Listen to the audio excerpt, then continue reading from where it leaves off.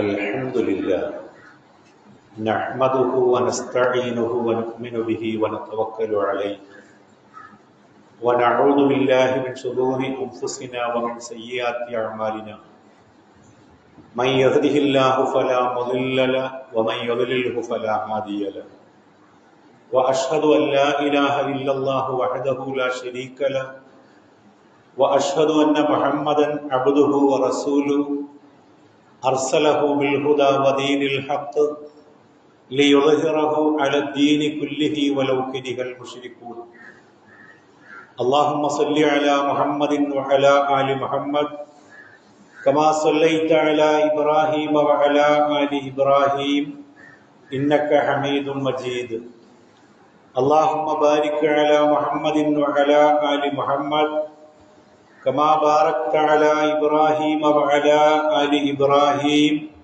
إنك حميد مجيد أما بعد فإن أصدق الكتاب كتاب الله وخير السنن سنن محمد صلى الله عليه وسلم وشر الأمور محدثاتها وكل محدثة بدعة وكل بدعة ضلالة يا أيها الذين آمنوا أوصيكم أولا بتقوى الله أعوذ بالله من الشيطان الرجيم بسم الله الرحمن الرحيم وقالوا لو كنا نسمع أو نعقل ما كنا في أصحاب السعير അള്ളാഹുവിൻ്റെ അടിമകളായ സഹോദരങ്ങളെ, അള്ളാഹുവിൻ്റെ വിധിവിലക്കുകൾ അനുസരിച്ച് ജീവിക്കാൻ എന്നെയും നിങ്ങളെയും ആദ്യമേ ഉണർത്തുകയാണ്, ഉപദേശിക്കുകയാണ്. അപ്രകാരം ജീവിച്ചു മരിക്കാൻ അള്ളാഹു നമ്മെ അനുഗ്രഹിക്കുമാറാകട്ടെ. പ്രമാണങ്ങളോടുള്ള സമീപനത്തെ സംബന്ധിച്ചാണ് കഴിഞ്ഞ ആഴ്ച നമ്മൾ സൂചിപ്പിച്ചത്. അള്ളാഹു മനുഷ്യന് നൽകിയ മഹത്തായ അനുഗ്രഹങ്ങളിൽപ്പെട്ട ഒന്നാണ് ബുദ്ധി എന്ന് പറയുന്നത്. ഇതര ജീവികളിൽ നിന്ന് മനുഷ്യനെ ഏറെ വ്യത്യസ്തനാക്കുന്നത് മനുഷ്യർക്ക് നൽകിയിട്ടുള്ള ബുദ്ധിശക്തിയാണ്. സഹസ്രാബ്ദങ്ങൾ പിന്നിടുമ്പോഴും ആദിമ മനുഷ്യന്റെ കാലം തൊട്ട് ഈ ആധുനിക കാലഘട്ടം വരെയും മനുഷ്യരല്ലാത്ത ജന്തുക്കളിൽ അവരുടെ ഭക്ഷണ കാര്യങ്ങളിലോ താമസങ്ങളിലോ മറ്റേതെങ്കിലും സംവിധാനങ്ങളിലോ യാതൊരു മാറ്റവും ഇല്ലാതെ തുടർന്നുകൊണ്ടിരിക്കുകയാണ്. എന്നാൽ മനുഷ്യൻ എന്ന് പറയുന്നത് ആദിമ മനുഷ്യനും ആധുനിക മനുഷ്യനും തമ്മിൽ ഒരുപാട് മേഖലകളിൽ വ്യത്യസ്തങ്ങളായ മാറ്റങ്ങൾ നമുക്ക് കാണാൻ സാധിക്കുന്നതാണ്. പാചകം ചെയ്യാതെ ഭക്ഷണം കഴിച്ചിരുന്ന ഒരു കാലഘട്ടം ആദിമ മനുഷ്യന് കഴിഞ്ഞു പോയിരുന്നു. എന്നാൽ പുതിയ കാലഘട്ടങ്ങളിൽ പാചകം ചെയ്യുന്നു എന്ന് മാത്രമല്ല, അതിൻ്റെ പുതിയ പുതിയ തലങ്ങൾ കണ്ടെത്താൻ കൂടി മനുഷ്യർക്ക് കഴിഞ്ഞുകൊണ്ടിരിക്കുന്നു എന്നതാണ്. വസ്ത്രം ധരിക്കാത്ത മനുഷ്യനിൽ നിന്ന് ആധുനിക കാലഘട്ടത്തിൽ വസ്ത്രത്തിന്റെ വിവിധങ്ങളായിട്ടുള്ള ഫാഷനുകൾ നിരന്തരമായി മാറിക്കൊണ്ടിരിക്കുകയാണ്. അതേപോലെ തന്നെ മനുഷ്യൻ ഉപയോഗിച്ചു കൊണ്ടിരിക്കുന്ന സൗകര്യങ്ങൾ, ആസ്വാദനങ്ങൾ, അത് ഓരോ ഘട്ടങ്ങളിലും പുതിയതായി മാറിക്കൊണ്ടിരിക്കുന്നു എന്നുള്ളതാണ്. പറഞ്ഞു വരുന്നത്, ഈ ബുദ്ധിയിലൂടെ മനുഷ്യൻ കടന്നു പോകുമ്പോൾ സംഭവിച്ചു കൊണ്ടിരിക്കുന്ന വലിയ മാറ്റങ്ങളാണ്. നിർമ്മിത ബുദ്ധിയെ സംബന്ധിച്ചാണ് ഈ ആധുനിക കാലഘട്ടത്തിൽ മനുഷ്യൻ ചിന്തിച്ചുകൊണ്ടിരിക്കുന്നത്. അതൊരു പഠന മേഖലയായി വികാസം പ്രാപിച്ചുകൊണ്ടിരിക്കുന്നു.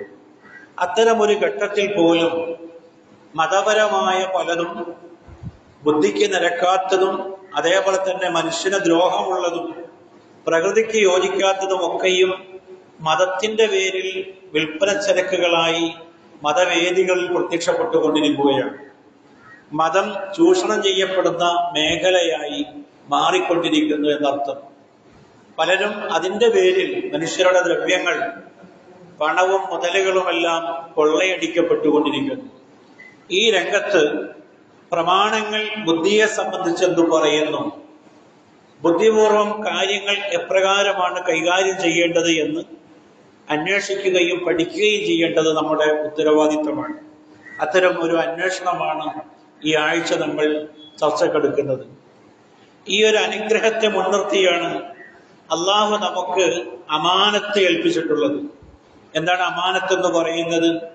ഒരു കാര്യത്തിൽ മനുഷ്യന് സ്വാതന്ത്ര്യം നൽകിയിരിക്കുന്നു, ജന്തുക്കൾക്ക് നൽകാത്ത സ്വാതന്ത്ര്യം. ആ സ്വാതന്ത്ര്യം ഉപയോഗപ്പെടുത്തി അള്ളാഹു മനുഷ്യന് നൽകിയിട്ടുള്ള ദിവ്യ സന്ദേശങ്ങളെയും തത്വജ്ഞാനത്തെയും പഠിക്കുകയും എന്നിട്ട് വിശ്വാസത്തിലേക്കും അനുസരണത്തിലേക്കും അതേപോലെ തന്നെ ഭക്തിയിലേക്കും നയിക്കാൻ ആവശ്യമായിട്ടുള്ള മേഖലകൾ കണ്ടെത്തുകയും സ്വീകരിക്കുകയും ചെയ്യുക എന്നതാണ് അതിലൂടെ അള്ളാഹു നമ്മോട് ഉദ്ദേശിക്കുന്നത്. ഇന്നാ അറളിനൽ അമാനത്ത അലസ്സമാവാത്തി വൽ അർള്, തീർച്ചയായും ഈ അമാനത്തിനെ അള്ളാഹു ആകാശഭൂമികളുടെ നേരെ കാണിക്കുകയുണ്ടായി. ഫഅബൈന അൻ യഹ്മിൽനഹ, അവകളൊക്കെയും അത് ഏറ്റെടുക്കാൻ വിസമ്മതിച്ചു കളഞ്ഞു. എന്നാൽ വഹമലഹൽ ഇൻസാൻ, മനുഷ്യൻ അത് ഏറ്റെടുക്കുകയും ഇന്നഹു കാന ലലൂമൻ ജഹൂല, എന്നിട്ട് അവൻ അക്രമിയും അവിവേകിയുമായി തീർന്നിരിക്കുകയും ചെയ്തിരിക്കുന്നു. ഈ അമാനത്ത് ഏറ്റെടുത്ത് അത് കൃത്യമായി നിർവഹിക്കേണ്ടതിന് പകരം ഏറ്റെടുത്ത ചുമതലയെ സംബന്ധിച്ച് യാതൊരു ബോധ്യവും ഇല്ലാത്തവനായി സ്വയം അക്രമിയായി അവിവേകിയായി മാറിയതായി ഖുർആനിലെ 33-ാമത്തെ അധ്യായത്തിന്റെ അവസാന ഭാഗത്ത് അള്ളാഹു നമ്മെ അറിയിക്കുന്നുണ്ട്. ഞാൻ ആമുഖമായി ശ്രദ്ധയിൽ കേൾപ്പിച്ച വചനം ഖുർആനിലെ 67-ാമത്തെ അധ്യായം സൂറ മുൽക്കിലെ 10-ാമത്തെ വചനമാണ്. നരകക്കാരായ ആളുകൾ പറയുന്ന ഒരു പരിവേദനമാണ് ഖുർആൻ അവിടെ രേഖപ്പെടുത്തിയത്. ഖാലു, അവർ പറഞ്ഞു, ലൗ കുന്നാ നസ്മഉ ഔ നഅഖിലു മാ കുന്നാ ഫീ അസ്ഹാബിസ് സഈർ. ലൗ കുന്ന, ഞങ്ങളായിരുന്നുവെങ്കിൽ, നസ്മഉ, ഞങ്ങൾ കേൾക്കുന്നവരായിരുന്നുവെങ്കിൽ, ഔ നഅഖിലു, അതല്ല ഞങ്ങൾ ചിന്തിക്കുന്നവരായിരുന്നുവെങ്കിൽ, മാ കുന്നാ ഫീ അസ്ഹാബിസ് സഈർ, കത്തിജ്വലിക്കുന്ന ഈ നരകാഗ്നിയുടെ ആളുകളായി ഞങ്ങൾ ഒരിക്കലും മാറുമായിരുന്നില്ല. ഞങ്ങൾ നേരാംവണ്ണം കാര്യങ്ങൾ കേൾക്കുകയും ഞങ്ങളുടെ ബുദ്ധി കൊടുത്ത് ഞങ്ങൾ ചിന്തിക്കുകയും ചെയ്തിരുന്നുവെങ്കിൽ ഈ നരകാഗ്നിയിൽ ഞങ്ങൾ പ്രവേശിക്കുമായിരുന്നില്ല എന്നാണ് അവർ പറയുന്നത്. അത് അവർക്ക് സംഭവിച്ചു പോയിട്ടുള്ള അപജയമായി, പോരായ്മയായി, കൃത്യവിലോപമായി അവർ സ്വയം തിരിച്ചറിയുകയാണ്. തിരിച്ചറിയുന്നത് പരലോകത്തെത്തിയതിനു ശേഷമാണ് എന്നതാണ് അതിന്റെ വിധി വൈപരീത്യം എന്ന് പറയുന്നത്. ഈ ആയത്തിന്റെ വ്യാഖ്യാനത്തിൽ ഇമാം ഖുർത്തുബി രേഖപ്പെടുത്തി, പ്രവാചകനിൽ നിന്ന് അബൂ സഈദ് അൽ ഖുദരി റളിയല്ലാഹു അൻഹു റിപ്പോർട്ട് ചെയ്യുന്ന ഒരു റിവായത്ത് ഇങ്ങനെയാണ്: ലഖദ് നദമൽ ഫാജിറു, തോന്നിവാസിയായ മനുഷ്യൻ അന്ന് ഖേദിക്കുന്നതാണ്, യൗമൽ ഖിയാമത്തി, പുനരുദ്ധാന നാളിൽ. ഖാലു, അവൻ പറയും, ലൗ കുന്നാ നസ്മഉ ഔ നഅഖിലു, ഞാൻ കേൾക്കുകയും ചിന്തിക്കുകയും ചെയ്തിരുന്നുവെങ്കിൽ എത്ര നന്നായിരുന്നു എന്ന് തോന്നിവാസിയായ ഒരാൾക്ക് പരലോകത്ത് വരുമ്പോൾ അയാളുടെ തോന്നിവാസത്തെ സംബന്ധിച്ച് ബോധമുണ്ടാകുമെന്നാണ് പറയുന്നത്. അതേ ആയത്തിന്റെ വ്യാഖ്യാനത്തിൽ ഇമാം ഇബ്നു കസീർ രേഖപ്പെടുത്തി, ലൗ കാനത് ലനാ ഉഖൂലുൻ നൻതഫിഉ ബിഹാ ഔ നസ്മഉ മാ അൻസലല്ലാഹു മിനൽ ഹഖ്, അല്ലാഹു ഞങ്ങൾക്ക് അവതരിപ്പിച്ചു തന്നതിന്റെ അതിന്റെ സത്യാവസ്ഥയും സത്യസന്ദേശവും മനുഷ്യർക്ക് നൽകുന്ന ഉപകാരങ്ങൾ ഞങ്ങൾക്ക് ലഭിക്കാതെ പോയി. എന്തുകൊണ്ട്? ഞങ്ങൾ അതിനെ സംബന്ധിച്ച് അമ്മാ കുന്നാ അലാ മാ കുന്നാ അലൈഹി മിനൽ കുഫ്രി ബില്ലാഹി വൽ ഇഅ്തിറാദ്, അല്ലാഹുവിന്റെ ദിവ്യ സന്ദേശങ്ങളെ ഞങ്ങൾ നിഷേധിക്കുകയും ആ സന്ദേശങ്ങളോട് ഞങ്ങൾ വഞ്ചന കാണിക്കുകയും ചെയ്തു. കാരണം ഞങ്ങൾ അതിനെ സംബന്ധിച്ച് കൃത്യമായി കേൾക്കുകയോ ഞങ്ങൾ ചിന്തിക്കുകയോ ചെയ്യാത്തത് കൊണ്ട്. അതേ ആയത്തിന്റെ തന്നെ വ്യാഖ്യാനത്തിൽ ഇമാം സഅദി പറയുന്നത്, ഫനഫു അൻ അൻഫുസിഹിം തുറുക്കൽ ഹുദാ, സന്മാർഗത്തിന്റെ എല്ലാ വഴിത്താരകളും ഞങ്ങൾക്ക് തന്നെയും നിഷിദ്ധമാക്കി, ഞങ്ങൾ നിരോധിച്ചു. വഹിയ സമഉ ലമ്മാ അൻസലല്ലാഹ്, അല്ലാഹു ഞങ്ങൾക്ക് കേൾക്കുന്നതിന് വേണ്ടി ഇറക്കി തന്നിട്ടുള്ള അവന്റെ സന്ദേശങ്ങൾ. വജാഅത് ബിഹി റസുല, പ്രവാചകന്മാരിലൂടെ ഞങ്ങൾക്ക് എത്തിച്ചു തന്നിട്ടുള്ള സത്യസന്ദേശങ്ങൾ. വൽ അഖലുല്ലദീ യൻഫഉ സാഹിബഹു, ആരാണോ അതിനെ പിൻപറ്റുന്നത് ആ പിൻപറ്റുന്നവന് ഉപകാരപ്രദമായിട്ടുള്ള എല്ലാ ഉപകാരങ്ങളും അതിലൂടെ ഞങ്ങൾക്ക് തന്നെയും നിഷിദ്ധമാക്കി തീർക്കുകയുണ്ടായി എന്ന് പറയുന്നു. അപ്പോൾ മനുഷ്യൻ അവന്റെ ബുദ്ധി ഉപയോഗിക്കാതെ കണ്ടതിന്റെയും കേട്ടതിന്റെയും എല്ലാം പിന്നാലെ പായുന്ന ആധുനിക കാലഘട്ടത്തിൽ ഈ വചനങ്ങൾ നമ്മൾ കൃത്യമായി പഠിക്കേണ്ടതുണ്ട്. നമ്മൾ ഒരു വിവരവുമില്ലാത്ത വളരെ നിരക്ഷര കുക്ഷികളായ ആളുകളായി മാറാതിരിക്കാൻ ഖുർആൻ അടിക്കടി നമ്മെ ഉണർത്തുന്നുണ്ട്. മറ്റൊരു ഭാഗത്ത് അല്ലാഹു പറയുന്നത് ഇങ്ങനെയാണ്: വല്ലാഹു അഖ്റജക്കും മിൻ ബുത്തൂനി ഉമ്മഹാത്തിക്കും ലാ തഅലമുന ശൈഅ. അല്ലാഹു നിങ്ങളുടെ മാതാക്കളുടെ ഗർഭാശയത്തിൽ നിന്ന്, ഉദരത്തിൽ നിന്ന് നിങ്ങളെ കൊണ്ടുവരുമ്പോൾ നിങ്ങൾക്ക് യാതൊന്നും അറിയുമായിരുന്നില്ല. വജഅല ലക്കുമുസ് സമഅ വൽ അബ്സാറ വൽ അഫ്ഇദ. എന്നിട്ട് അല്ലാഹു നിങ്ങൾക്ക് കേൾവിയും കാഴ്ചയും അതേപോലെ തന്നെ ഹൃദയവും നൽകി. ലഅല്ലക്കും തഷ്കുറൂൻ. നിങ്ങൾ അവനോട് നന്ദിയുള്ളവരാകുന്നതിന് വേണ്ടി. ഉമ്മമാരുടെ ഗർഭാശയത്തിൽ നിന്ന് പുറത്തു വരുന്ന നവജാത ശിശുവായ ഘട്ടത്തിൽ മനുഷ്യനൊന്നും അറിയുന്നില്ല. ഒന്നും അറിയാത്തൊരവസ്ഥയിലാണ് ഈ ലോകത്ത് ഓരോ മനുഷ്യ കുഞ്ഞും പിറന്നു വീഴുന്നത്. ശേഷമാണ് അവന്റെ കണ്ണും കാതുമെല്ലാം ഉപയോഗപ്പെടുത്തുന്നതും ആ ഉപയോഗങ്ങളിൽ നിന്ന് കൃത്യമായ ആശയതലത്തിലേക്ക് മനുഷ്യൻ എത്തിച്ചേരുന്നത്. എന്തിനു വേണ്ടിയാണ് അള്ളാഹു ചെയ്തത്? ലഅല്ലക്കും തഷ്കുറൂൻ. ആ നാഥനോട് നന്ദിയുള്ളവരായി തീരാൻ വേണ്ടിയാണ്. ഈ ആയത്തിന്റെ വ്യാഖ്യാനത്തിൽ ഇമാം തബ്രി രേഖപ്പെടുത്തി, ഫറസഖക്കുമുൽ ഉഖൂല. അള്ളാഹു നിങ്ങൾക്ക് ബുദ്ധിയെ പ്രദാനം ചെയ്തിരിക്കുന്നു. തഫ്ഖഹൂന ബിഹാ. അതുപയോഗിച്ച് നിങ്ങൾ ചിന്തിക്കാൻ വേണ്ടി. വതുമയ്യിസു ബിഹൽ ഖൈറ മിനശ് ശർ. അതിലൂടെ നിങ്ങൾ നന്മയെയും തിന്മയെയും വേർതിരിച്ച് മനസ്സിലാക്കാൻ വേണ്ടി. വബസ്സറക്കും ബിഹാ മാ ലം തകൂനൂ തുബ്സിറൂൻ. നിങ്ങൾക്ക് വ്യക്തമായി കാണാത്തതിൽ നിന്ന് ഉൾക്കാഴ്ചയുള്ളവരായി കാര്യങ്ങളെ അപഗ്രഥിച്ചെടുക്കാൻ വേണ്ടി അള്ളാഹു നിങ്ങൾക്ക് ബുദ്ധി നൽകിയെന്ന്. അപ്പോൾ ഈ ബുദ്ധി ഉപയോഗപ്പെടുത്തുക എന്നത് കാലഘട്ടത്തിൽ മനുഷ്യൻ അവനോട് ചെയ്യേണ്ടത് നീതിയുടെ താല്പര്യമാണ്. എന്നാൽ ഒരാൾ തീരുമാനിക്കുകയാണ്, ഞാൻ അങ്ങനെ ഒന്ന് ചിന്തിക്കുകയില്ല, അങ്ങനെ ഒന്ന് പഠിക്കുകയില്ല, എന്റെ കാരണവന്മാരായി തലമുറകളായി ഞങ്ങൾ എന്ത് കണ്ടുവോ അവിടെ തന്നെയാണ് ഞങ്ങൾ നിൽക്കുക എന്ന് പറയുമ്പോൾ അവൻ അവനോട് തന്നെ ചെയ്യുന്ന ദ്രോഹമാണത്. ഖുർആനിലെ അനേക വചനങ്ങളിൽ ആ വചനങ്ങളുടെയൊക്കെയും ഒടുവിലായി ഖുർആൻ പറയുന്നത് ശ്രദ്ധേയമാണ്. അഫലാ തഅഖിലൂൻ. നിങ്ങൾ ചിന്തിക്കുന്നില്ലേ എന്നൊരു അന്വേഷണം ഖുർആൻ ഒരു ഭാഗത്ത് നടത്തുന്നു. ഇന്ന ഫീ ദാലിക ലആയാത്തിൻ ലിഖൗമിൻ യഅഖിലൂൻ. തീർച്ചയായും ചിന്തിക്കുന്ന ജനങ്ങൾക്ക് അതിൽ ധാരാളം ദൃഷ്ടാന്തങ്ങളുണ്ട് എന്നൊരു ഭാഗത്ത് പറയുന്നു. കദാലിക നുഫസ്സിലുൽ ആയാത്തി ലിഖൗമിൻ യഅഖിലൂൻ. കദാലിക അപ്രകാരം നുഫസ്സിലുൽ ആയാത്ത്, ആയാത്തുകളെ ദൃഷ്ടാന്തങ്ങളെ അള്ളാഹു നിങ്ങൾക്ക് വിശദീകരിച്ചു തരുന്നു. ലിഖൗമിൻ യഅഖിലൂൻ. നിങ്ങൾ ചിന്തിക്കുന്നതിന് വേണ്ടി. അഫലാ തതഫക്കറൂൻ. നിങ്ങൾ അപ്പോൾ ബുദ്ധി കൊടുത്ത് ആലോചിക്കുന്നില്ലേ? ഖുർആൻ ചോദിക്കുകയാണ്. ഇന്ന ഫീ ദാലിക ലദിക്റ ലിഉലിൽ അൽബാബ്. ബുദ്ധിയുള്ള ആളുകൾക്ക് അതിൽ ധാരാളം ഗുണപാഠങ്ങളുണ്ട്. ഇങ്ങനെ എത്രയോ വൈവിധ്യമാർന്ന പാഠഭേദങ്ങളിലൂടെ അനേക വചനങ്ങളിൽ മനുഷ്യരുടെ ദിഷണയെ ബുദ്ധിയോടാണ് ഖുർആൻ സംസാരിക്കുന്നത്. ആ ബുദ്ധിയെയാണ് ഖുർആൻ വിളിച്ചുണർത്തുന്നത്. ഒരു കാലഘട്ടത്തിൽ നമ്മൾ കേട്ടുകൊണ്ടിരുന്നത് ഖുർആനെ സംബന്ധിച്ച് ചിന്തിക്കരുത്, ഖുർആൻ അങ്ങനെ ചിന്തിച്ചാൽ നമ്മുടെ ബുദ്ധി തിരിഞ്ഞു പോകുമെന്നതാണ്. എന്നാൽ അങ്ങനെയല്ല കാര്യം എന്നത് ഖുർആൻ അതിന്റെ അർത്ഥത്തിലും ആശയത്തിലും ഒക്കെ പഠിച്ച ഘട്ടത്തിൽ നമുക്ക് മനസ്സിലായി. ഖുർആൻ വായിച്ച് പഠിച്ച ഒരാളുടെ ബുദ്ധി തിരിഞ്ഞു പോകാറില്ല, ബുദ്ധി നേരെയാവുകയാണ് ചെയ്യുക. ആ രീതിയിൽ തന്നെ ഖുർആനിന്റെ ആശയങ്ങളെ അള്ളാഹു മാനവ ലോകത്തോട് പ്രതിദാനം ചെയ്യുന്ന, അവൻ അവതരിപ്പിച്ചു തന്ന ദൃഷ്ടാന്തങ്ങളെ കൃത്യമായി മനസ്സിലാക്കുകയും ചൂഷണങ്ങളിൽ നിന്ന് മുക്തരായി യഥാർത്ഥ സന്മാർഗത്തിന്റെ വക്താക്കളായി തീരുകയും ചെയ്യുക എന്നതാണ് ഖുർആൻ നമ്മോട് ആഹ്വാനം ചെയ്യുന്നത്.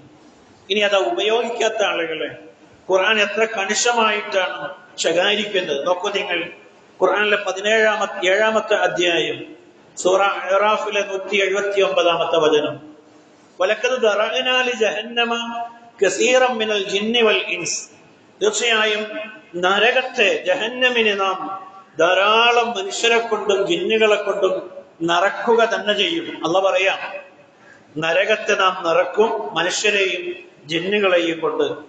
എന്താണ് അവരുടെ സവിശേഷതകൾ? ഖുർആൻ എണ്ണിയത് പറയാൻ. ലഹും ഖുലൂബുൻ ലാ യഫ്ഖഹൂന ബിഹാ. അവർക്ക് ഹൃദയങ്ങളുണ്ട്, പക്ഷേ ആ ഹൃദയങ്ങൾ കൊണ്ട് അവർ കാര്യങ്ങൾ ചിന്തിച്ചു മനസ്സിലാക്കുന്നില്ല. വലഹും അഅ്യുനുൻ, അവർക്ക് കണ്ണുകളുണ്ട്, ആ കണ്ണുകൾ അവർ ഉപയോഗപ്പെടുത്തുന്നില്ല, അതുകൊണ്ട് അവർ കാണുന്നില്ല. വലഹും ആദാനുൻ ലാ യസ്മഊന ബിഹാ, അവർക്ക് അതേപോലെ തന്നെ കർണപുടങ്ങളുണ്ട്, ചെവികളുണ്ട്, പക്ഷേ ചെവികൾ ഉപയോഗപ്പെടുത്തി കേൾക്കേണ്ട പോലെ അവർ കേൾക്കുന്നില്ല. ഉലൈക കൽ അൻആം, അവര് കന്നുകാലികളെ പോലെയാണ്. ബൽഹും അതല്ല, കന്നുകാലികളെക്കാൾ അതപ്പതിച്ചവരാണവർ. ഉലൈക ഹുമുൽ ഗാഫിലൂൻ, അക്കൂട്ടരാണ് അശ്രദ്ധയിലായി പോയിട്ടുള്ള ആളുകൾ എന്ന് ഖുർആൻ പറഞ്ഞു വയ്ക്കുകയാണ്. എന്തുമാത്രം ശക്തമായൊരു താക്കീതാണ് ആ വചനത്തിലൂടെ അള്ളാഹു മാനവ ലോകത്തിന്റെ മുമ്പിൽ സമർപ്പിക്കുന്നത്. നമ്മൾ ഈ പറഞ്ഞ സംഗതികളൊക്കെയും കൃത്യമായി ഉപയോഗപ്പെടുത്തണമെന്ന് പറയുകയാണ്. ഇനി നോക്കൂ നിങ്ങൾ, ജന്തുക്കളിൽ ഏറ്റവും മോശക്കാരായ ആളുകൾ ഖുർആൻ ഒരു ഭാഗത്ത് അങ്ങനെയാണ് പറയുന്നത്. 8-ാമത്തെ അധ്യായം സൂറ അൻഫാലിലെ 22-ാമത്തെ വചനത്തിൽ അല്ലാഹു പറയുന്നുണ്ട്, ഇന്ന ശർറദ് ദവാബി, തീർച്ചയായും ജന്തുക്കളിൽ വളരെ മോശക്കാരായ ആളുകൾ ഇൻദല്ലാഹി, അല്ലാഹുവിന്റെ അടുക്കൽ അസ്സുമ്മൽ ബുക്കും, ഓമകളും ബധിരരുമായിട്ടുള്ള ആളുകളാണ്. എന്താണ് അവരുടെ പ്രത്യേകത? അല്ലദീന ലാ യഅഖിലൂൻ, അവർ കാര്യങ്ങൾ ചിന്തിക്കാത്ത ആളുകളാണ്. ചിന്തിക്കാത്ത മനുഷ്യരെ വളരെ കണക്കിന് അള്ളാഹു പരിഹസിക്കുകയും കുറ്റപ്പെടുത്തുകയും ആക്ഷേപിക്കുകയും ചെയ്യുകയാണ്. ഇസ്ലാമിന്റെ ആദ്യ കാലഘട്ടത്തിലേക്ക് നമ്മൾ പോവുക. അവിടെ നമ്മൾ കാണാൻ കഴിയും 6-ാം നൂറ്റാണ്ട് മുതൽ 16-ാം നൂറ്റാണ്ട് വരെയുള്ള കാലഘട്ടത്തിലെ ചരിത്രം നമ്മൾ പഠിക്കുമ്പോൾ ഒരു സുവർണ കാലഘട്ടം മുസ്ലിങ്ങൾക്ക് കഴിഞ്ഞു പോയിട്ടുണ്ട്. ഇസ്ലാമിനെ അതിന്റെ പ്രമാണങ്ങളിൽ നിന്നും കൃത്യമായി പഠിക്കുകയും ആ പ്രമാണങ്ങൾക്കനുസൃതമായി ജീവിതം, ഒരു ഭാഗത്ത് മതനിഷ്ഠമായ ജീവിതം നയിക്കുകയും അതേപോലെ തന്നെ ഭൗതിക രംഗത്ത് വലിയ കുതിച്ചുചാട്ടങ്ങൾക്ക് നിമിത്തമാവുകയും ചെയ്ത നമ്മുടെ പൂർവികരെ നമുക്കിവിടെ കാണാൻ കഴിയും. ഒട്ടകത്തിന്റെ കയറും പിടിച്ച് നടന്നിരുന്ന പൗരാണികരായിട്ടുള്ള അറബികളെയാണ് ഇസ്ലാം അവരുടെ കൈപിടിച്ചത്, ലോകത്തിന്റെ ജേതാക്കളാക്കി മാറ്റിയത്. ചരിത്രകാരനായിട്ടുള്ള ജോൺ വില്യം പറയുന്നുണ്ട്, മുസ്ലിങ്ങൾ തുടങ്ങി വയ്ക്കാത്ത ഒരു ശാസ്ത്രശാഖയും യൂറോപ്യരായ ഞങ്ങൾക്ക് പിൽക്കാലത്ത് തുടങ്ങേണ്ടി വന്നിട്ടില്ല. എല്ലാത്തിന്റെയും തുടക്കക്കാരായ ആളുകൾ മുസ്ലിങ്ങളാണ് എന്ന് മുസ്ലിം അല്ലാത്ത ഒരാൾ അംഗീകരിച്ചു പറയുകയാണ്. നോക്കൂ നിങ്ങൾ, AD 980 ഇബ്നു സീന എന്ന പേരിൽ, അവിസന്ന എന്ന പേരിൽ വിശ്രുതനായിട്ടുള്ള ഇബ്നു സീന, എന്നാലോചിച്ച് നോക്കൂ, ശാസ്ത്രത്തിലും തത്വചിന്തയിലും അതേപോലെ തന്നെ ഖുർആനിക പഠനത്തിലുമൊക്കെയും അഗ്രഗണ്യനായ അദ്ദേഹത്തിന്റെ കിതാബാണ് അൽ ഖാനൂൻ ഫി തിബ് എന്ന് പറയുന്നത്. വൈദ്യശാസ്ത്ര രംഗത്ത് ഇന്നും ആളുകൾ അതിന്റെ ഗവേഷണ രംഗത്ത് ഉപയോഗപ്പെടുത്തി വരുന്ന ഒരു ഗ്രന്ഥമാണ് പറയുന്നത്. AD 810 980 ജനിക്കുകയും 1030 മരിക്കുകയും ചെയ്ത, കേവലം 50 കൊല്ലം മാത്രം ജീവിക്കാൻ ഭാഗ്യം ലഭിക്കുകയും ആ കാലം കൊണ്ട് ഒരു പുരുഷായുസിൽ ചെയ്തു തീർക്കാൻ പറ്റാത്ത അത്രയും വിവരത്തിന്റെ ഉടമയായി മാറുകയും അത് തന്റെ അടുത്ത തലമുറയിലേക്ക് കാഴ്ചവെക്കുകയും ചെയ്തു പോയ ഇബ്നു സീന ഇസ്ലാം സംഭാവന ചെയ്തിട്ടുള്ള ഒന്നാം തരം ഒരു ദിഷണാശാലിയാണ്. അപ്പൊ നിങ്ങൾ ജാബിർ ബിൻ ഹയ്യാൻ എന്ന് പറയുന്ന ആൽക്കമി എന്ന് പറയുന്നതിൽ നിന്നാണ് പിൽക്കാലഘട്ടത്തിൽ കെമിസ്ട്രി എന്ന് പറയുന്ന ശാസ്ത്രശാഖ ഉണ്ടാകുന്നത്. അപ്പൊ കെമിസ്ട്രിയുടെ പിതാവായി ജാബിർ ബിൻ ഹയ്യാനെയാണ് ലോകം പരിചയപ്പെടുത്തുന്നത്. ഏറ്റവും വിസ്മയകരമായിട്ടുള്ള ഒരു സംഗതി എന്ന് പറയുന്നത്, നമ്മളിങ്ങനെ PSC ടെസ്റ്റിലോ നമ്മുടെ ഏതെങ്കിലും മറ്റ് ഇന്റർവ്യൂകളിലൊക്കെ പങ്കെടുത്താൽ നമ്മളോട് ചോദിക്കും, ആരാണ് ആദ്യമായി വിമാനം പറത്തിയതെന്ന് ചോദിച്ചാൽ നമ്മൾ പറയുന്ന ഉത്തരം റൈറ്റ് സഹോദരന്മാർ എന്നുള്ളതാണ്. 1903 റൈറ്റ് സഹോദരന്മാർ വിമാനം പറത്തുണ്ടായത്. എന്നാൽ അതിനേക്കാൾ ഒരു 1000 കൊല്ലം മുമ്പ് എത്രയോ തമസ്കരിക്കപ്പെട്ട ചരിത്രമാണ് AD 810 അബ്ബാസ് ബിൻ ഫർനാസ് എന്ന് പറയുന്ന മുസ്ലിമായിട്ടുള്ള 70 കഴിഞ്ഞിട്ടുള്ള പ്രായമേറെ ചെന്ന അദ്ദേഹം നടത്തിയിട്ടുള്ള ഒരു വലിയ പരീക്ഷണം എന്ന് പറയുന്നത്, സ്വന്തമായി വിമാനമുണ്ടാക്കുകയും എന്നിട്ടൊരു പുരുഷാരത്തെ സാക്ഷി നിർത്തിക്കൊണ്ട് തന്റെ പറക്കലിന് അദ്ദേഹം ഒരു സമൂഹത്തെ സാക്ഷി നിർത്തുകയാണ്. അങ്ങനെ അദ്ദേഹം പറന്നു പൊങ്ങുകയാണ്. 10 മിനിറ്റോളം റൈറ്റ് സഹോദരന്മാർ പറത്തിയത് കേവലം 10 സെക്കൻഡാണ് എങ്കിൽ ഇദ്ദേഹം 10 മിനിറ്റോളം തന്റെ വിമാനം പറത്തുകയുണ്ടായി. പിന്നീട് അതിന്റെ ലാൻഡിങ്, അതിന്റെ സ്പീഡ് നിയന്ത്രിക്കുന്നതിനോ അല്ലെങ്കിൽ അതിന്റെ സ്പീഡ് കുറക്കുന്നതിനുള്ള സാങ്കേതിക വശം കൈവശമില്ലാത്തതിന്റെ പേരിൽ ഇടിച്ചിറങ്ങുകയും ആ പരിക്കിൽ അദ്ദേഹം പിൽക്കാലത്ത് മരിക്കുകയും ചെയ്തു എന്നുള്ളതാണ്. പറഞ്ഞു വരുന്നത്, ഇങ്ങനെ നമ്മൾ അന്വേഷിക്കുകയാണ് എങ്കിൽ ധാരാളം ദിഷണാശാലികളെയും അതേപോലെ തന്നെ വലിയ പ്രതിഭകളെയും ഇസ്ലാം വാർത്തെടുത്ത് നമുക്ക് കാണാൻ കഴിയുന്നതാണ്.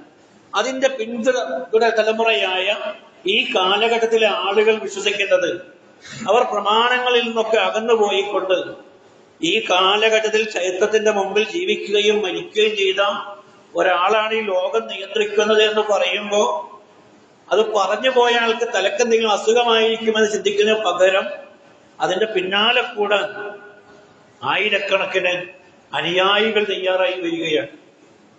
പ്രവാചകന്റേത് എന്ന് പറഞ്ഞുകൊണ്ട് തിരുശേഷിപ്പായി അള്ളാഹുവിന്റെ റസൂൽ ഈ ലോകത്ത് അവശേഷിപ്പിച്ചത് അള്ളാഹുവിന്റെ ഗ്രന്ഥവും പ്രവാചകന്റെ ചര്യയുമാണ്. ഇത് രണ്ടും മുസ്ലിങ്ങൾക്ക് ആവശ്യമില്ല. അവർക്ക് ആവശ്യമുള്ളത് പ്രവാചകന്റെ അവശിഷ്ടങ്ങളായി മുടിയോ നഖമോ മറ്റേതെങ്കിലും പൊടിപടലങ്ങളോ ഉണ്ട് എന്നുള്ളതാണ്. അതിൽ നിന്ന് ബർക്കത്തെടുക്കുന്നവരായി ഈ പിൽക്കാല തലമുറ മാറിയിട്ടുണ്ട് എങ്കിൽ അവർക്ക് അള്ളാഹു പ്രദാനം ചെയ്തിട്ടുള്ള സത്യസന്ദേശത്തിൽ നിന്ന് അവർ അകന്നുപോയി എന്നതിന്റെ ഏറ്റവും വലിയ തെളിവാണ്. എന്ന് മാത്രമല്ല, അവർ കാര്യങ്ങളെ ബുദ്ധി ഉപയോഗിച്ച് കണ്ടുപിടിക്കുന്നില്ല, അന്വേഷിക്കുന്നില്ല എന്നതിന്റെയും ഭാഗമാണ്. ആ പറഞ്ഞു വരുന്നതിന് അർത്ഥം എല്ലാ രംഗത്തും ബുദ്ധി തന്നെ ഉപയോഗിക്കണം എന്നതല്ല. ഇസ്ലാമികപരമായ വിശ്വാസങ്ങളിലേക്ക് നമ്മൾ കടന്നു ചെന്നാൽ വളരെ വിശാലമായിട്ടുള്ളൊരു മേഖല വൈബിയായിട്ടുള്ള കാര്യങ്ങളാണ്, അദൃശ്യമായിട്ടുള്ള കാര്യങ്ങളാണ്. ഖുർആനിലെ 2-ാമത്തെ അധ്യായം സൂറ ബഖറയിലെ 2-ാമത്തെ വചനം, ദാലിക്കൽ കിതാബ്, ഇതാണ് ആ ഗ്രന്ഥം. എന്താണ് ആ ഗ്രന്ഥത്തിന്റെ പ്രത്യേകത? ലാ റൈബ ഫീ, ആ ഗ്രന്ഥത്തിൽ യാതൊരു സംശയവുമില്ല.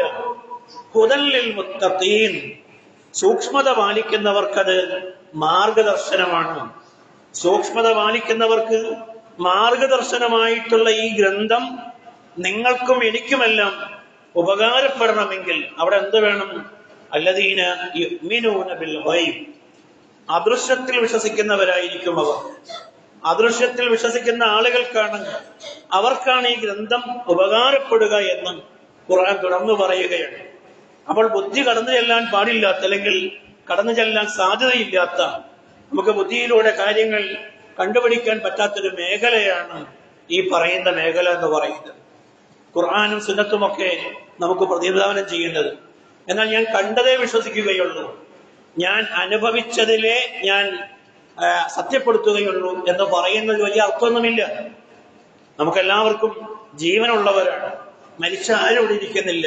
എന്നാൽ നമ്മുടെ ജീവനെ നമ്മൾ എങ്ങനെയാണ് കാണുകയും സ്പർശിക്കുകയും ചെയ്യുന്നത്? മരിച്ചവനിൽ നിന്ന് എന്താണ് വേറിട്ടു പോയത് എന്ന് ചോദിച്ചാൽ ആധുനിക ശാസ്ത്രത്തിൽ പോലും ഇന്നത് പോയി എന്ന് പറയാൻ കഴിയില്ല. അയാളുടെ ഹാർട്ട് നിന്നുപോയി എന്നും കിഡ്നി വർക്ക് ചെയ്യുന്നില്ല എന്നും പറയാനല്ലാതെ ഇയാളിൽ നിന്ന് എന്താണ് ഇപ്പോൾ ചാടിപ്പോയത്, ഒഴിവായിപ്പോയത് എന്ന് ചോദിച്ചാൽ അവിടെയും ഇരുട്ടൽ തപ്പുകയാണ് ആധുനിക ശാസ്ത്രം പോലും. അപ്പോൾ കാണാത്ത പലതിലും നമ്മൾ വിശ്വസിക്കുന്നുണ്ട്. നമുക്കെല്ലാവർക്കും മനസ്സുള്ളവരാണ്, മനസ്സ് കണ്ടവരാരാണ്, മനസ്സ് എവിടെയാണ് കുടിക്കൊള്ളുന്നത് എന്ന് പറയാനും നമുക്ക് വയ്യ. അങ്ങനെ ഒരുപാട് മേഖലകളുണ്ട്. അതേപോലെ തന്നെ ബുദ്ധി കടന്നു വരാൻ സാധ്യതയില്ലാത്ത, അല്ലെങ്കിൽ കടക്കേണ്ടതില്ലാത്ത, ചിന്തിക്കേണ്ടതില്ലാത്ത മറ്റൊരു ഭാഗമാണ് പറഞ്ഞത് അള്ളാഹുവിന്റെ കൃത്യമായിട്ടുള്ള തീരുമാനങ്ങൾ, നസ്സായിട്ടുള്ള അവന്റെ പ്രമാണങ്ങൾ. അള്ളാഹു ഖുർആനിൽ ഒരു കാര്യം പറഞ്ഞാൽ ആ കാര്യത്തിൽ ഇനി അതിനപ്പുറത്തേക്ക് മറ്റൊരു ചിന്തയെ സംബന്ധിച്ച് ആലോചിക്കേണ്ടതില്ല എന്നുള്ളതാണ്. അള്ളാഹുവിന്റെ പ്രമാണങ്ങൾ, അല്ലെങ്കിൽ അള്ളാഹു നൽകിയിട്ടുള്ള ദിവ്യ സന്ദേശങ്ങൾ, വഹിയുകൾ, അള്ളാഹുവിന്റെ തിരുവചനങ്ങൾ, അത്തരം വചനങ്ങളിലൂടെയാണ് നമ്മൾ ലോകത്ത് പരലോകത്തെ സംബന്ധിച്ചും അന്ത്യനാളിനെ സംബന്ധിച്ചും അള്ളാഹുവിനെ സംബന്ധിച്ചും അതേപോലെ തന്നെ നരക സ്വർഗങ്ങളെ സംബന്ധിച്ചുമൊക്കെ മനുഷ്യൻ പഠിക്കുന്നത്. എന്നാൽ ഇനിയൊരു സ്വർഗമുണ്ടാകാൻ എന്തു സാധ്യത എന്ന് ചിന്തിക്കുകയും പരിശോധിക്കുകയും ഒക്കെ ചെയ്യാൻ മനുഷ്യന്റെ ബുദ്ധി കൊണ്ട് പ്രാപ്യമല്ല. അതുകൊണ്ട് അത്തരം മേഖലകളെ എവിടെയാണോ പറഞ്ഞത് അവിടെ വിശ്വസിക്കാൻ കഴിയണം. ആ വിശ്വാസം മനുഷ്യർക്ക് ഗുണമാണോ ദോഷമാണോ എന്ന് ചിന്തിക്കാനും കഴിയേണ്ടതുണ്ട്. പരലോകത്തിൽ വിശ്വാസമുള്ള ഒരു മനുഷ്യന് ജീവിതത്തിൽ ഒരുപാട് സ്വസ്ഥതയും സമാധാനവും പ്രതിദാനം ചെയ്യുന്നു എന്നുള്ളതാണ്. ഒരു വലിയ സാഹിത്യകാരൻ അയാളുടെ മകൻ മരിച്ച സന്ദർഭത്തിൽ പ്രശസ്തരായ പല ആളുകളും വന്നിട്ട് അദ്ദേഹത്തെ ആശ്വാസവചനങ്ങൾ ചൊരിഞ്ഞുകൊണ്ട് പോകുന്നുണ്ട്. പക്ഷെ അദ്ദേഹം പറയാണ്, അത്തരം ഒരു വചനങ്ങളിലും ഒരു അഭിവാദനങ്ങളിലും ഒരു ആശ്വാസത്തിലും ഒരു ആശ്വാസവും എനിക്ക് തോന്നിയില്ല. കാരണം ഞാനൊരു ദൈവവിശ്വാസിയല്ലായിരുന്നു. അപ്പൊ ദൈവവിശ്വാസികൾക്ക് മാത്രമാണ് പ്രാപിക്കാൻ കഴിയാത്തൊരു സംഗതിയിലേക്ക് ആശ്വസിപ്പിക്കാൻ കഴിയുക. ഒന്നുമില്ല, വന്നതൊക്കെ നല്ലതിനാണ്, ഇനിയും നന്മകൾ വരും എന്ന് പറഞ്ഞ് ആശ്വസിപ്പിക്കാൻ പറ്റുക അള്ളാഹുവിൽ വിശ്വാസമുള്ളവനാണ്. അപ്പോൾ ഈ വിശ്വാസം നമുക്ക് നൽകുന്ന ഊർജം എന്ന് പറയുന്നത് ജീവിതത്തിൽ സ്വസ്ഥതയും സമാധാനവും ആത്മവിശ്വാസവും നമുക്ക് വീണ്ടെടുക്കാൻ കഴിയുന്നു എന്നുള്ളതാണ്. പ്രശസ്തനായ കവി അബുൽ അല അൽ മഅരി അദ്ദേഹത്തിന്റെ കവിതയിൽ ഇങ്ങനെയാണ് പറഞ്ഞു വച്ചിട്ടുള്ളത്: കാലൽ മുനജ്ജിമു വത്വബീബു കിലാഹുമാ. ഗോളശാസ്ത്രജ്ഞനും വിഷഗ്വരനും ഒക്കെ പറയുകയുണ്ടായി, അവർ രണ്ടു കൂട്ടരും പറഞ്ഞത് ലാ തുഹ്ശറുൽ അജ്സാദു ഖുൽതു ഇലൈക്കുമാ.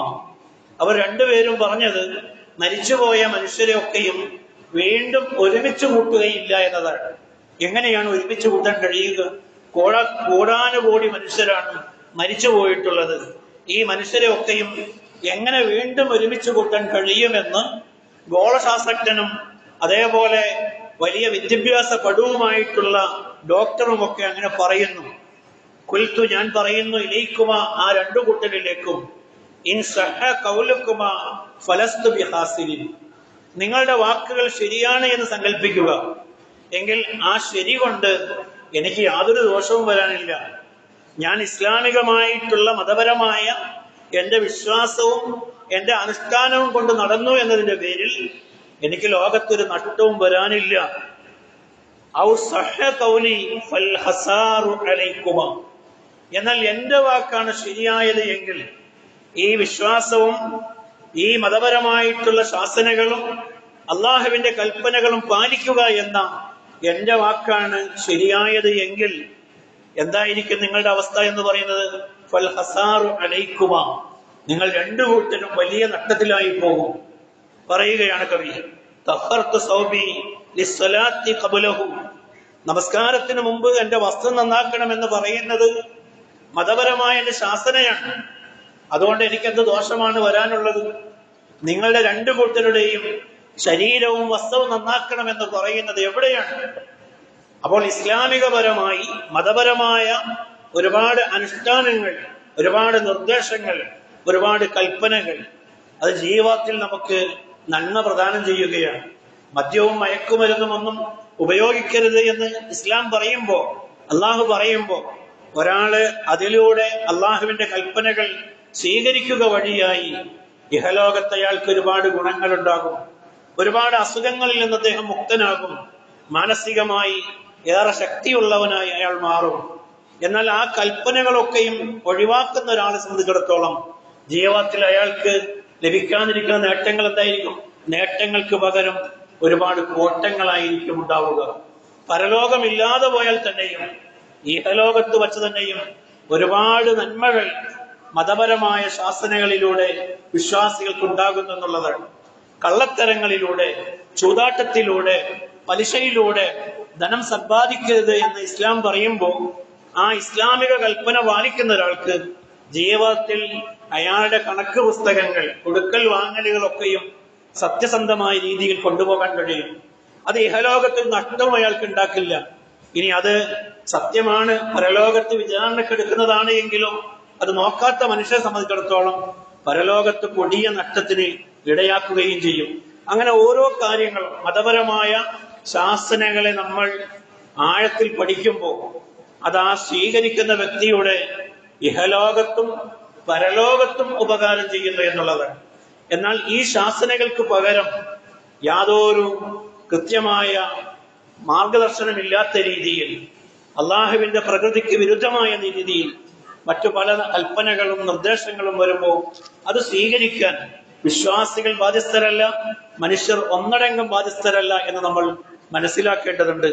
കാര്യങ്ങളെ യഥാവിധി മനസ്സിലാക്കാനും ബുദ്ധി ഉപയോഗിച്ച് ചിന്തിക്കാനും ആ രീതിയിൽ നന്മയുടെ വാഹകരായി തീരാനും ഞാനും നിങ്ങളും പരിശ്രമിക്കുക.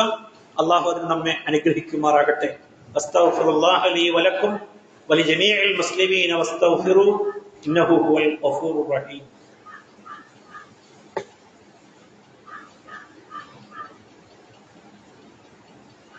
അൽഹംദുലില്ലാഹ് അസ്സലാത്തു വസ്സലാമു അലാ റസൂലില്ലാഹ് വഅലാ ആലിഹി വസഹ്ബിഹി അജ്മഈൻ.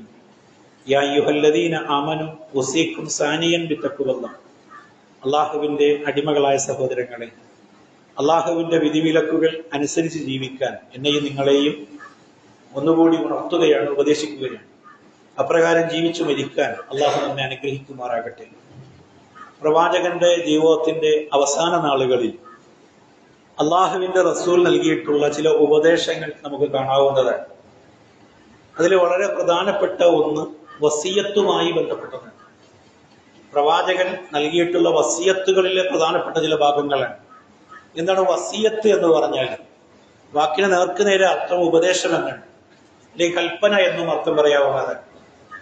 മരണശേഷം തന്റെ സ്വത്ത് സ്വാഭാവികമായി ചെന്നു ചേരേണ്ട അനന്തരാവകാശികൾ ഉണ്ടാവും. അനന്തരാവകാശികൾക്ക് പ്രത്യേക വസിയത്തില്ല. എന്നാൽ അനന്തരാവകാശികളല്ലാത്ത ബന്ധുമിത്രാദികളായിട്ടുള്ള ആളുകൾക്കോ അല്ലെങ്കിൽ വല്ല സുഹൃത്തുക്കൾക്കോ പ്രയാസങ്ങൾ അനുഭവിക്കുന്ന ഏതെങ്കിലും സംരംഭത്തിനോ ഒക്കെയും കൊടുക്കണമെന്ന് പറയുന്നതിലേക്കാണ് സാങ്കേതികമായി വസിയത്ത് നമ്മൾ പറയാറുള്ളത്. എന്നാൽ കൽപ്പനകളും ഉപദേശങ്ങളും എന്റെ ശേഷം എന്റെ കാര്യങ്ങൾ അല്ലെങ്കിൽ നിങ്ങൾ ചെയ്യേണ്ടത് ഇങ്ങനെയൊക്കെയാണ് എന്ന് മക്കളോടും വേണ്ടപ്പെട്ടവരോടൊക്കെ ഉപദേശിക്കാവുന്നതാണ്. ആ കൂട്ടത്തിൽ ഇമാം മുസ്ലിം റിപ്പോർട്ട് ചെയ്ത 1052 ഹദീസായി റിപ്പോർട്ട് ചെയ്തിട്ടുള്ള വചനമാണ് പറയുന്നത്. അൻ അബീ സഈദ് അൽ-ഖുദരി റളിയല്ലാഹു അൻഹു അന്ന റസൂലുള്ളാഹി സ്വല്ലല്ലാഹു അലൈഹി വസല്ലം ഖാല. പ്രവാചകൻ പറഞ്ഞതായി അബൂ സഈദ് അൽ-ഖുദരി റളിയല്ലാഹു അൻഹു റിപ്പോർട്ട് ചെയ്യാണ്. ഖാല അവിടുന്ന് പറഞ്ഞു, അഖാഫു മാ അഖാഫു അലൈക്കും. നിങ്ങളുടെ മേൽ ഏറ്റവും ഭയാനകമായി എനിക്ക് തോന്നുന്നത് മാ യുഖ്രിജുല്ലാഹു ലക്കും മിൻ സഹറത്തി ദുനിയ. ദുനിയാവിന്റെ അലങ്കാരങ്ങൾ നിങ്ങളുടെ മേലെ അള്ളാഹു തുറന്നു തരുന്നതിനെയാണ് ഏറ്റവും വലിയ ഭയപ്പാടുള്ളതായി എനിക്ക് തോന്നുന്നത്. പ്രവാചകൻ സല്ലല്ലാഹു അലൈഹി വസല്ലം പറയുന്ന വാക്കുകൾ വളരെ വ്യക്തമാണ്. ഞാൻ നിങ്ങളുടെ മേൽ അങ്ങേയറ്റം ഭയപ്പെടുകയാണ്. എന്താണ് ഭയപ്പെടുന്നത്? ദുനിയാവ് നിങ്ങളുടെ മേൽ തുറന്നു തരുന്നതിന്. ഇപ്പൊ സ്വഹാബിമാര് ചോദിക്കുകയാണ്, വമാ സഹറത്തു ദുനിയ യാ റസൂലല്ലാഹ്. എന്താണ് ദുനിയാവിന്റെ അലങ്കാരം എന്ന് പറഞ്ഞത്? ദുനിയാവിന്റെ ആ വർണ്ണശബളിമ എന്ന് പറഞ്ഞത് എന്താണ് എന്നവർക്ക് അറിയാൻ ഉത്സുകരായി അവർ ചോദിക്കുകയാണ്. പ്രവാചകൻ പറഞ്ഞു, ബറക്കാത്തുൽ അർളി. ഭൂമിയിലെ അനുഗ്രഹങ്ങളാണ്. ഭൂമിയിലെ അനുഗ്രഹങ്ങൾ നിങ്ങളുടെ മേൽ എമ്പാടും ചൊരിഞ്ഞു തരുന്നതിനെ ഞാൻ ഭയപ്പെടുകയാണ്. നമ്മളൊന്ന് ആലോചിച്ച് നോക്കേണ്ടുന്ന ഒരു വചനമാണ്.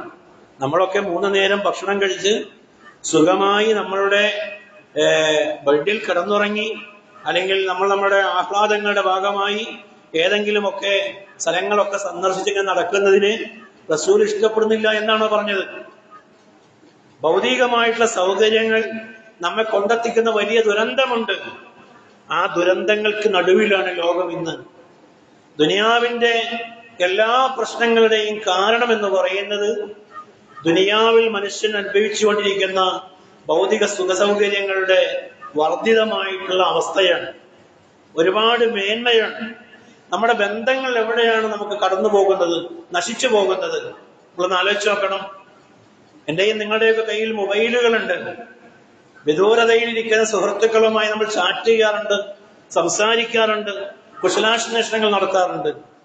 തൊട്ട് ചാരയുള്ള ഒരാളെ പോയി കാണാൻ, ഒരു രോഗിയെ പോയി കാണാൻ, അല്ലെങ്കിൽ വേണ്ടപ്പെട്ടവനൊന്ന് ആശ്വസിപ്പിക്കാൻ പലപ്പോഴും എനിക്ക് നിങ്ങൾക്കും സമയം ലഭിക്കാറില്ല. കാരണം ഇതിൽ വന്നിട്ടുള്ള ചാറ്റിങ്ങുകളൊക്കെ ഒന്ന് കഴിഞ്ഞിട്ട് വേണ്ടേ, ഇതിൽ വന്നിട്ടുള്ള കോളുകൾക്കൊക്കെയും മറുപടി വന്നിട്ട് വേണ്ടേ മറ്റൊരു സംഗതിയിലേക്ക് പോകാൻ എന്നുള്ളതാണ്.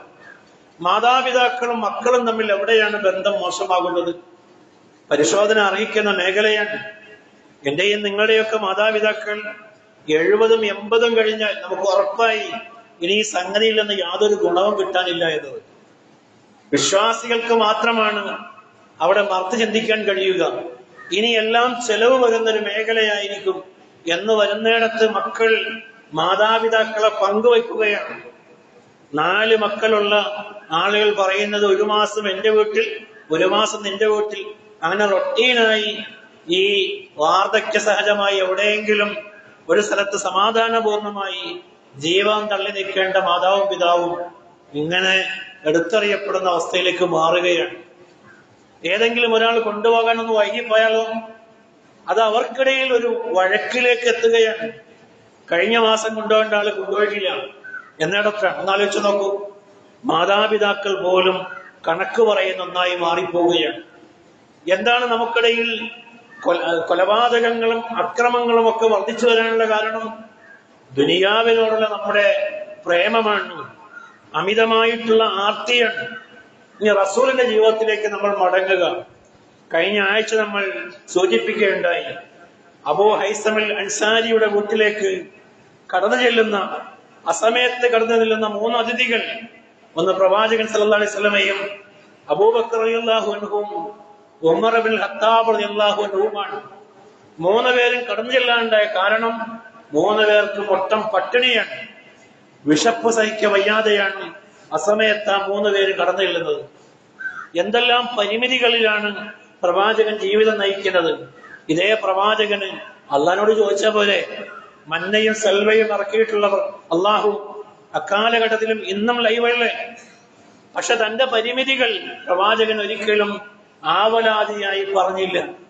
തന്റെ മകൾ പോലും ഗോതമ്പിന്റെ മാവ് അരച്ചുകൊണ്ട് കൈകൾ പൊട്ടിയിരിക്കുന്നു പിതാവേ, അതുകൊണ്ട് അസ്ഹാബ് സുഫയിൽപ്പെട്ട ഒരാളെയെങ്കിലും എന്റെ വീട്ടിൽ ഈ മാവരക്കാൻ എനിക്ക് വിട്ടുതരണമെന്ന് പറഞ്ഞപ്പോ റസൂല് പറഞ്ഞത്, പട്ടിണി കൊണ്ട് ആളുകൾ മറിഞ്ഞു വീഴുന്ന കാലഘട്ടത്തിൽ, പട്ടിണി കൊണ്ട് ആളുകൾ മരിക്കുന്ന കാലഘട്ടത്തിൽ നിനക്ക് ഭൗതികമായ സൗകര്യങ്ങൾക്ക് വേണ്ടി ഞാൻ ആളെ നിശ്ചയിച്ചു തരികയോ, അതിനേക്കാൾ നല്ലൊരു ഉപദേശം നിനക്കും നിന്റെ ഭർത്താവിന് ഞാൻ നൽകാം. രാത്രി ഉറങ്ങുന്നതിന് മുമ്പ് സുബ്ഹാനല്ലാഹും അൽഹംദുലില്ലാഹും അല്ലാഹു അക്ബറും 33 പ്രാവശ്യം ചൊല്ലിയതിനു ശേഷം കിടന്നുറങ്ങിക്കൊള്ളുക എന്നതാണ്. എന്തൊരു ചോദ്യമാണ്! ആ ചോദ്യത്തിന് നൽകുന്ന മറുപടി എന്താണ്? രണ്ടും തമ്മിൽ യാതൊരു ബന്ധവുമില്ല എന്ന് നമുക്ക് തോന്നിയേക്കാം, എന്നാൽ വലിയ ബന്ധമുണ്ട് അതിന്. ഇഹലോകത്ത് നിനക്ക് എന്ത് കുറവ് വന്നാലും പരലോകത്ത് നീ ഒരു കുറവിന്റെയും ആളായി എന്റെ മുന്നിൽ വരരുത് എന്നതാണ് ആ മകൾക്ക് സ്നേഹനിധിയായ പ്രവാചകൻ നൽകുന്ന ഏറ്റവും നല്ല ഉപദേശം എന്ന് പറയുന്നത്.